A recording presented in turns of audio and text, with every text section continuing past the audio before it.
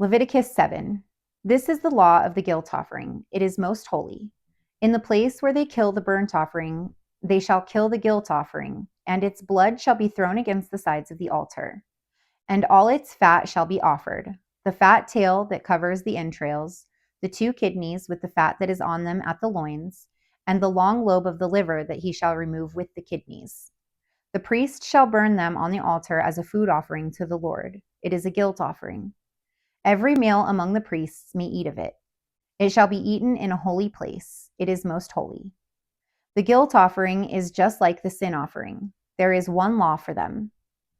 The priest who makes atonement with it shall have it, and the priest who offers any man's burnt offering shall have for himself the skin of the burnt offering that he has offered. And every grain offering baked in the oven, and all that is prepared on a pan or a griddle, shall belong to the priest who offers it.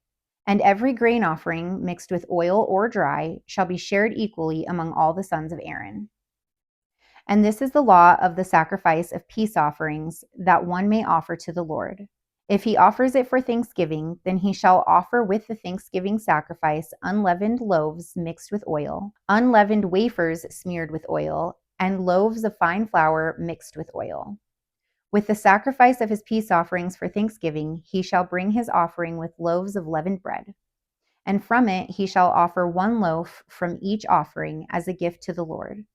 It shall belong to the priest who throws the blood of the peace offerings. And the flesh of the sacrifice of his peace offerings for thanksgiving shall be eaten on the day of his offering. He shall not leave any of it until morning. But if the sacrifice of his offering was a vow offering or a free will offering, it shall be eaten on the day that he offers his sacrifice, and on the next day what remains of it shall be eaten. But what remains of the flesh of the sacrifice on the 3rd day shall be burned up with fire. If any of the flesh of the sacrifice of his peace offering is eaten on the 3rd day, he who offers it shall not be accepted, neither shall it be credited to him. It is tainted, and he who eats of it shall bear his iniquity. Flesh that touches any clean thing shall not be eaten. It shall be burned up with fire. All who are clean may eat flesh. But the person who eats of the flesh of the sacrifice of the Lord's peace offerings while an uncleanliness is on him, that person shall be cut off from his people. And if anyone touches an unclean thing, whether human uncleanliness or an unclean beast, or any unclean detestable creature, and then eats some flesh from the sacrifice of the Lord's peace offerings, that person shall be cut off from his people. The Lord spoke to Moses, saying, "Speak to the people of Israel, saying, You shall eat no fat of ox or sheep or goat, the fat of an animal that dies of itself, and the fat of one that is torn by beasts may be put to any other use, but on no account shall you eat it. For every person who eats of the fat of an animal of which a food offering may be made to the Lord shall be cut off from his people.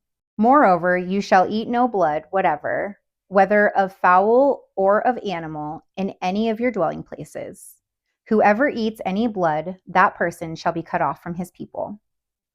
The Lord spoke to Moses, saying, "Speak to the people of Israel, saying, Whoever offers the sacrifice of his peace offerings to the Lord shall bring his offering to the Lord from the sacrifice of his peace offerings. His own hands shall bring the Lord's food offerings. He shall bring the fat with the breast, that the breast may be waved as a wave offering before the Lord. The priest shall burn the fat on the altar, but the breast shall be for Aaron and his sons. And the right thigh you shall give to the priest as a contribution from the sacrifice of your peace offerings. Whoever among the sons of Aaron offers the blood of the peace offering and the fat shall have the right thigh for a portion. For the breast that is waved and the thigh that is contributed, I have taken from the people of Israel out of the sacrifices of their peace offerings, and have given them to Aaron the priest and to his sons as a perpetual due from the people of Israel. This is the portion of Aaron and of his sons from the Lord's food offerings, from the day they were presented to serve as priests of the Lord. The Lord commanded this to be given them by the people of Israel from the day that he anointed them. It is a perpetual due throughout their generations. This is the law of the burnt offering, of the grain offering, of the sin offering, of the guilt offering, of the ordination offering, and of the peace offering, which the Lord commanded Moses on Mount Sinai on the day that he commanded the people of Israel to bring their offerings to the Lord in the wilderness of Sinai.